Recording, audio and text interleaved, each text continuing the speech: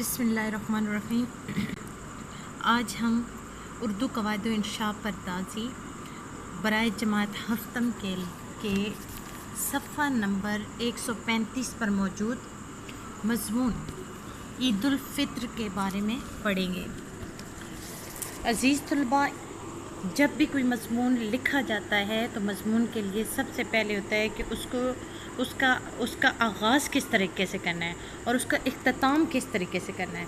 कोई भी मज़मून जब शुरू किया जाता है तो जिस उन्वान पे वो लिखा जाता है, जो उन्वान होता है, पहले उसके बारे में बताया जाता है, उसकी तारीफ़ बताई जाती है, उसके बारे में बताया जाता है कि वो है क्या चीज़। ठीक है, उसके बाद उसके बारे में वाक़यात जो कुछ भी बयान करना हो वो कुछ पैराग्राफ की शक्ल में लिखा जाता है, यानी इकट्ठा एक जैसा एक ही पैराग्राफ में नहीं लिखना। मज़मून का मतलब यही है कि उसको एक से ज़्यादा पैराग्राफ होने चाहिए। ठीक है, पैराग्राफ की शक्ल में लिखना है और उसका जब इख्तिताम करना है तो भी हमें ये ख्याल रखना है कि इख्तिताम करते हुए हम सारा लुबे लुबाब जो हमने कहा होता है या जो कुछ भी हम कहना चाहते होते हैं मुख्तसर तौर पर उसको आखिर में बयान किया जाता है।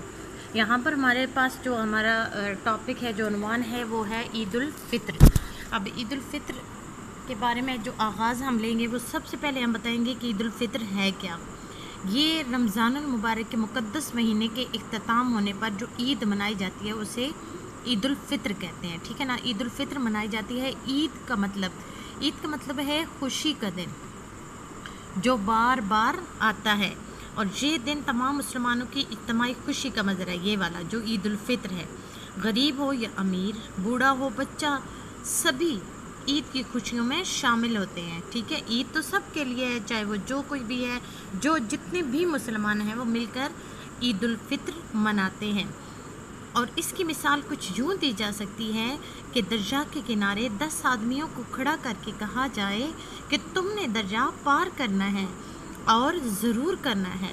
तुम में 2 शख्स ऐसे भी हैं जिनके पास किराया नहीं, एक अपाहज है, तो इस हुक्म के निभाने वाले 7 आदमी होंगे कि इन तीनों का किराया दें और अपाहज को उठाकर कश्ती में बिठाया जाए। ये अब कहानी की सूरत में आपको समझाने की कोशिश की जा रही है। ठीक है, अब क्या है कि सब ने दरिया अबूर करना है और 3 लोग जो हैं वो उनका किराया भी नहीं है, ये 2 के पास किराया नहीं है, एक अपाहज है। अब अपाहज को उठाकर कश्ती में बिठाया जाए, और अगर ऐसा ना किया जाए तो यकीनन हुक्म की नाफरमानी करने वाले को सज़ा मिलेगी। बिल्कुल इसी तरह ईद की खुशियों में गरीबों और मिस्कीनों का हक उन तक पहुंचाते रहें।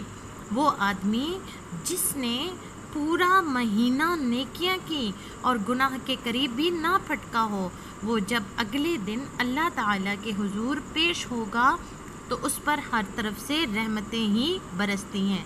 ठीक है, अब इस पूरे पैराग्राफ के अंदर हमें रमज़ानुल मुबारक के बारे में बताया गया। रमज़ानुल मुबारक की खुशियाँ जब इख्तिताम पजीर होती हैं तो उस खुशी पे हमें एक बहुत बड़ी खुशी मिलती है, और वो खुशी है ईद उल फ़ित्र की। और ईद उल फ़ित्र सारे मुसलमानों ने मनानी होती है, चाहे वो गरीब है चाहे अमीर है।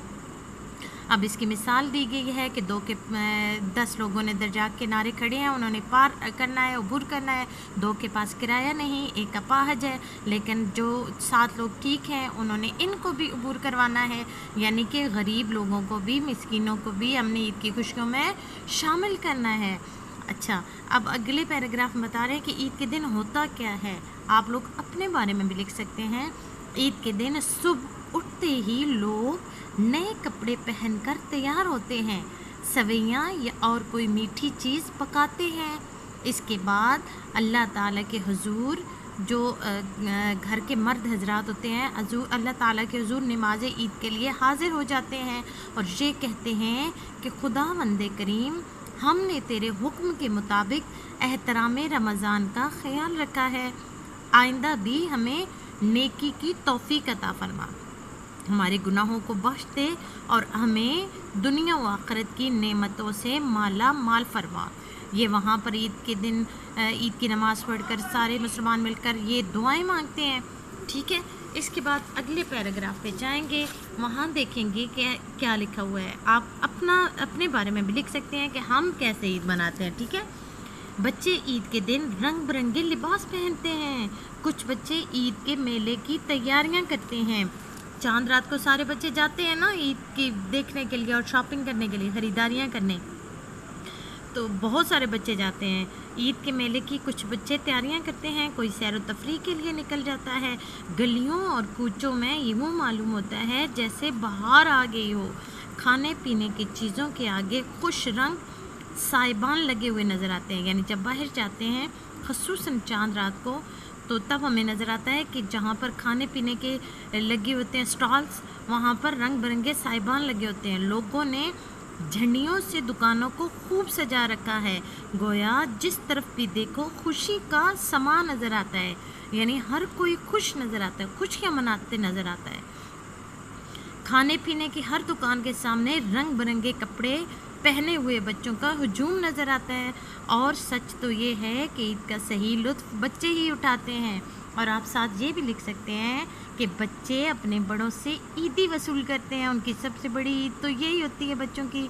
वो रंग बिरंगे कपड़े पहनते हैं, बड़ों से ईदियाँ वसूल करते हैं और उस ईदी से लुत्फ़ उठाते हैं।